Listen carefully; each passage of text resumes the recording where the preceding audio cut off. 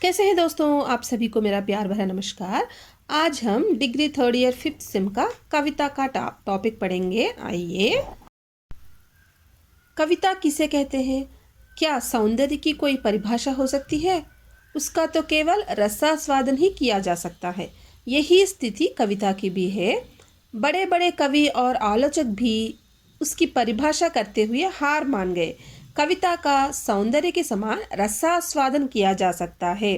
फिर भी कुछ लोगों ने उनकी परिभाषा बताया है। चलो हम पढ़ेंगे। कुछ भारतीय कवियों की परिभाषा देखिए। आचार्य मम्मट ने कहा है, तत् दोषो शब्दार्थो सगुणावलंकृति पुनः क्वापि। अर्थात दोष रहित गुणयुक्त प्रायः अलंकृत को काव्य कहते हैं, परंतु कभी अनलंकृत शब्द और अर्थ को भी काव्य कहते हैं। वामन ने रीति को अधिक महत्व देते हुए काव्य की परिभाषा इस प्रकार बताया है। वामन की परिभाषा है, रीतिरात्मा काव्यस्य।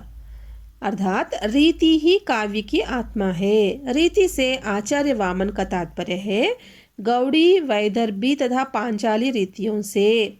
रीति में वर्णों की व्यवस्था अर्थात कानों पर पड़ने वाले प्रभाव को विशेष महत्व दिया जाता है। कविता के संदर्भ में आनंद वर्धनाचार्य ने कहा है, काव्यस्यात्मा ध्वनि ही। अर्थात काव्य की आत्मा ही ध्वनि है। आचार्य कविराज विश्वनाथ के मत में काव्य का उन्होंने जो परिभाषा दिया है साहित्य दर्पण में, वाक्यम रसात्मकम काव्यम। अर्थात रस से युक्त वाक्य ही काव्य है। कुछ पाश्चात्य कवियों की परिभाषा देखिए। कार्लन की परिभाषा है, संगीतमय चिंतन ही कविता है। Poetry is a musical thought. Wordsworth की परिभाषा देखिए। कविता मानव और प्रकृति की मूर्ति है।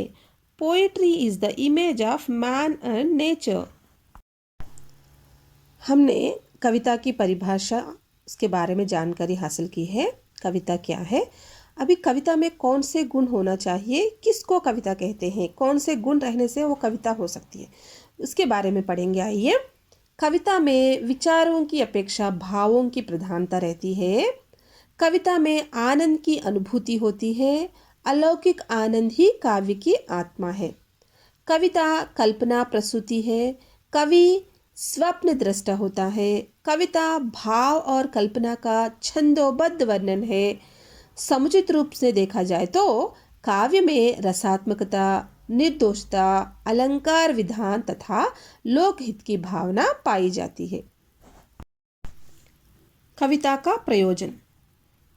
कविता का प्रयोजन क्या है? सौंदर्यानुभूति, यानी मानवीय जीवन को रमणीय बनाने के लिए जो अनेक ललित कलाएं हैं, उनमें काव्य कला भी एक प्रमुख स्थान रखती है। कला का उद्देश्य है सौंदर्य का भाव जागृत करना, यानी कि हमें काव्य कला का इस तरह एक स्थान इसलिए होना चाहिए कि हमें मन में सौंदर्य ग्रहण करने की शक्ति को विकसित किया जाए।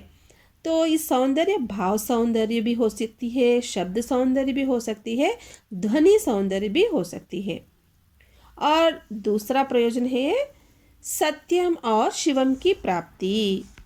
तो इसमें कह सकते हैं कि कविता का उद्देश्य है कि हमें सौंदर्य को ग्रहण कर सके। तो हमें यह भी समझ लेना चाहिए कि सौंदर्य ग्रहण तब तक अपूर्ण रहेगा जब तक कि उसमें सत्य और शिव का मिश्रण नहीं होगा। महाकवि कीट्स ने कहा है, ब्यूटी इज ट्रूथ। अर्थात सौंदर्य ही सत्य है। जीवन के जो शाश्वत सत्य है, जीवन के जो शाश्वत मूल्य है, उनका दर्शन कविता में होना चाहिए।